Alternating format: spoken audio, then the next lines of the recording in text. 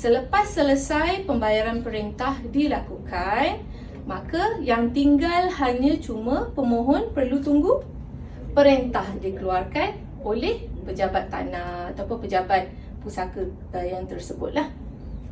Selepas perintah dikeluarkan, ia tak terhenti di situ saja. Sebab banyak orang dia lepas dah keluar perintah, okey, dia ingat pusaka ni dah habis. Maksudnya tak payah perlu buat apa-apa lagi. Tapi sebenarnya salah. Bila dah keluar perintah, perintah tu perlulah dilaksanakan sebagaimana arahan yang telah ditetapkan oleh pegawai pembahagian pusaka dalam perintah tersebut.